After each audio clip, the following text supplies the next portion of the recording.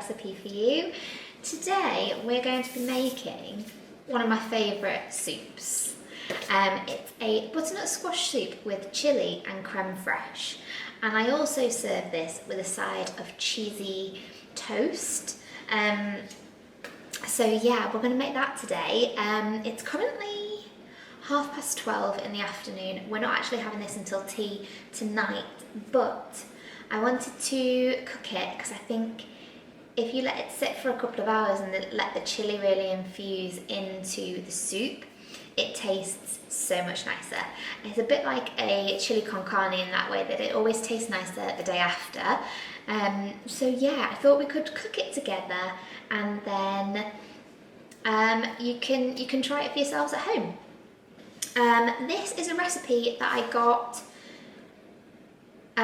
online somewhere, like the base recipe, but then I have tweaked it and made it my own, so it's on a recipe card in my cupboard, and I don't currently have who gave me the initial recipe. So if you wanted to pause it, there's the ingredients. But yeah, I've kind of like tweaked it to make it my own recipe. So yeah, let's get cracking. For this, you're going to need 1 kilogram of butternut squash. Pain to chop, but fresh butternut squash in this soup tastes so much better than frozen, because the frozen butternut squash gives you extra water content that will just make the soup runny. So yeah, fresh butternut squash, 1 kilogram. Then you're going to need some olive oil, some butter, 2 red onions. I prefer red onions, you can use white onions. 2 garlic cloves, 2 red chilies. Then you need 850 ml of vegetable stock. Now I just use the OXO cubes, so I just break 3 OXO cubes into 850 ml of water. And then 4 tablespoons of creme fraiche. That goes in at the end to serve, so I'll show you that later when we plate up.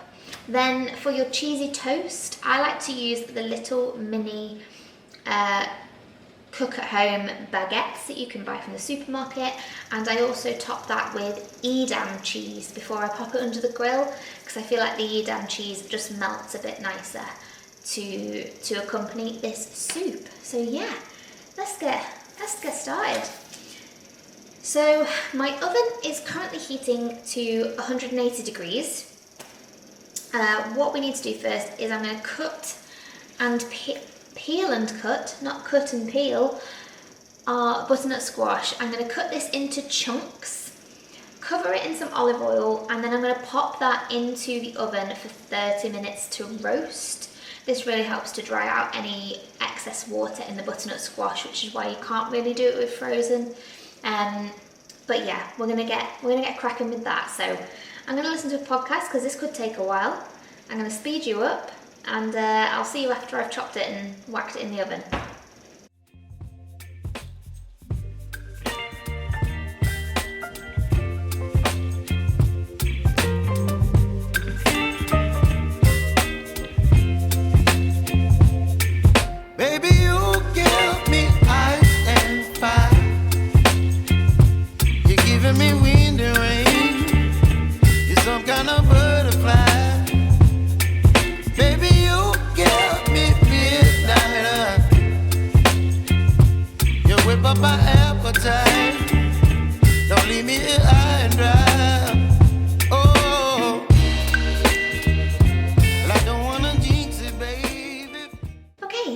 My butternut squash is in the oven roasting nicely.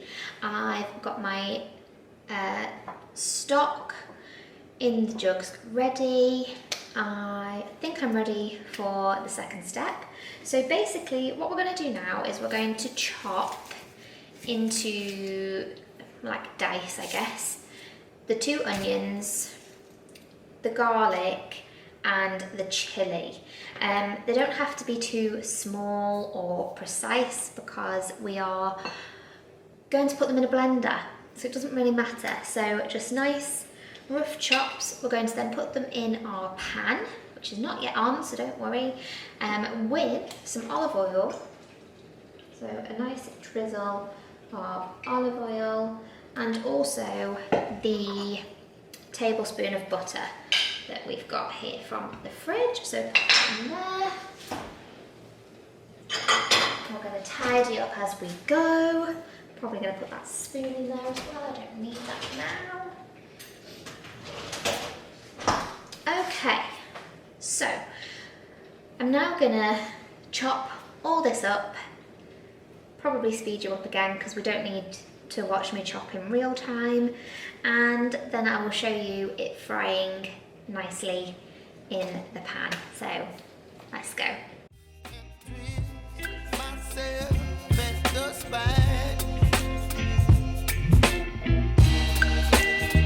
Don't wanna overthink it, baby. It's just me.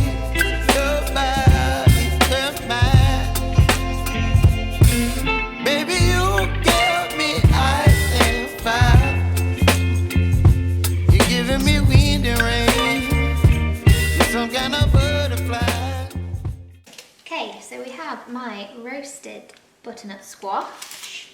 Just going to pop that on here. We also have the mixture that we fried off.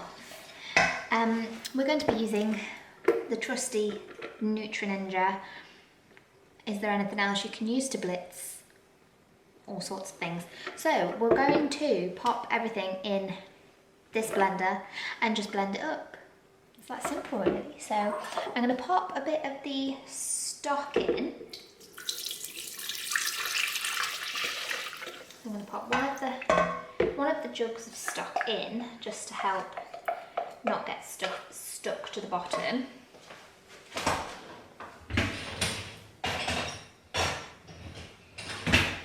And like I say, we clean as we go. We clean as we go. Then I'm going to pop in this mixture because it's going to be the easiest one to do next. Baby, you give me midnight. You whip up my And then I'm going to pop this on. Right, just let a bit of the hot air out before we whiz it round. Don't leave me here high and dry. Let's release any hot air out there. Christ alive, that was loud. Just turn that off at the wall. So you then have this lovely thick and creamy mixture. There's still a couple of chunks of the onion, but I'm not really too bothered about that. And then, because we're not going to be eating this till later, let me just point you down. Because we're not going to be eating this till later, I'm just going to pop this back into the pan. So I'm just going to pour this into the pan, and it's a lovely thick consistency. And then it will also loosen off a bit when we add the creme fraiche at the end. So we're just, and there is our soup all prepped and ready. So I'm going to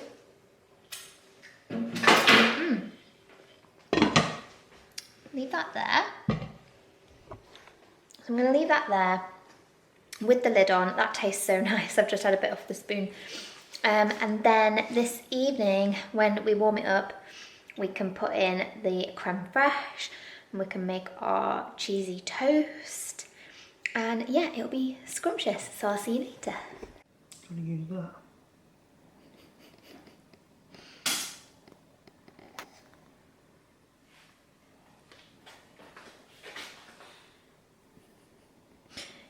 You're such a show off.